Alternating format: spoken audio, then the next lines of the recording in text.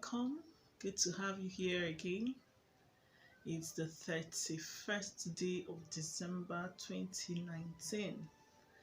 It's been a great year. Eventful, uneventful, depending on the day and month. How has it been for you guys? However it has been, we have come to the last day of the year. And depending on when you see this video, a happy new year to you. Well, you see, if I look back at this year, I have nothing more to say than to be grateful to God for his faithfulness. At least, if nothing else, I started the year and I'm here at the end of this year. And I know that I'm a lot better than I was at the beginning of this year. So, why am I here now? I just want to talk with you guys. Let's talk about 2020. How is it going to be? I saw something a few weeks back and it just made me think God has gifted 2020 to us. There are so many people that started 2019 that are not able to see 2020 or may not be able to see 2020, maybe just by a hair's breadth. But if you are seeing this video from 2020, then if for nothing else, you should be grateful that you're in 2020 with eyes that can see and ears that can hear. But what are you going to do with 2020? Is it just going to be a year like all the other years that have come and gone? A year for you to grow older and go, or maybe grow richer and go? What are you going to do with a year? I read something, was it yesterday or this morning? And in Matthew chapter 16, from verse 24, it says, "Then Jesus went to work on his disciples. Anyone who intends to come with me has to let me lead. You are not in the driver's seat, I am. Don't run from suffering. Embrace it. Follow me and I'll show you how. Self-help is no help at all. Self-sacrifice is the way.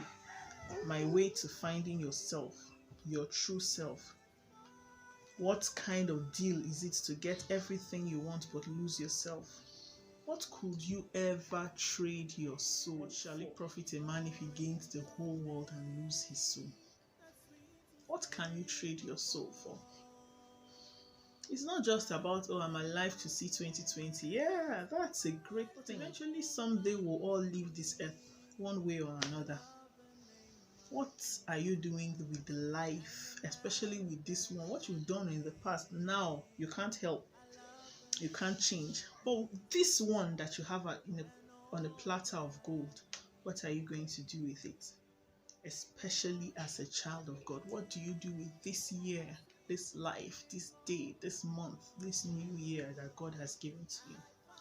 He says, anyone who intends to come with me has to let me lead. A lot of us have been saying we are going with Jesus all the way to Calvary. He went for me. Okay, no, not that one. I've got my mind made up and I won't turn back. Yeah, we sing all these songs and say we are Christians, we are born to win, we are going all the way with Jesus. All the way with Jesus, I'm going all the way. And all of that. But he says, anyone who intends to come with me has to let me lead. Are you letting him lead? Are you? Are we actually letting him lead? Or we are just like, okay, this is what I want to do, this is what I want to do, this is how I want to do it. Father, bless the works of my hands, bless me, bless my going out and my coming in, and we go. Are we actually following him? Or we are telling him what we want to do and asking him to come along with us?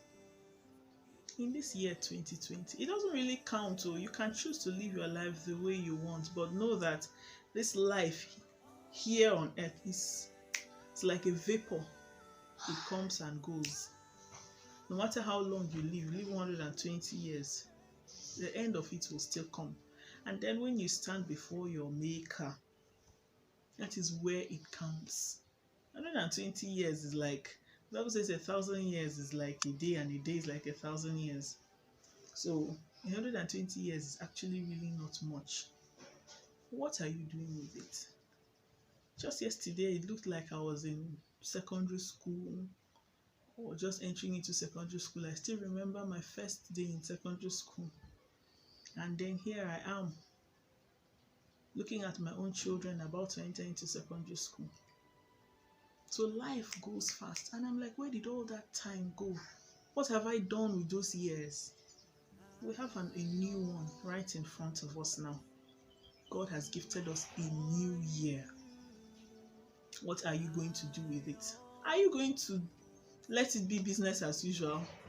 I have mapped out my plans for 2020. I have my new year resolutions. I have what I want to do, the changes I want to make. Have you bothered to go back before God and like, okay, God, this year, why are you giving it to me? What do you hope for us to achieve in this new year? Have you done that? Because it is really important, if you are saying that you are following Jesus, that you are actually following him, that you are hearing what he's saying and you are doing. You are seeing where he's going and you are following. You are hearing what he's saying and you are saying. That is the following. It says you are not in the driver's seat. I am. That is Jesus speaking. If Jesus is in the driver's seat in your life, then you can actually say you are following him. Who is in the driver's seat in your life? Who is in the driver's seat in your life? Just to encourage you in this year 2020. You can't say, I've already made so many plans. It's not too late. He's willing. He's always there. He says he's giving us a helper, isn't it? Who is available anytime, as long as you turn to him. He is willing to help and redirect and shift your focus. Can we run this race that is set before us and stay on our lane and not compare with other people or want to choose which lane we should be on and all of that? May the Lord help you. May the Lord help me. May the Lord help us. That in this new year we will fulfill purpose. In this new year we will follow Jesus. In this new year we will hear that voice that says, this is the way, walk in it, and would actually walk in it. This is my prayer for you, and this is my prayer for me in 2020. God bless you, and Happy New Year again.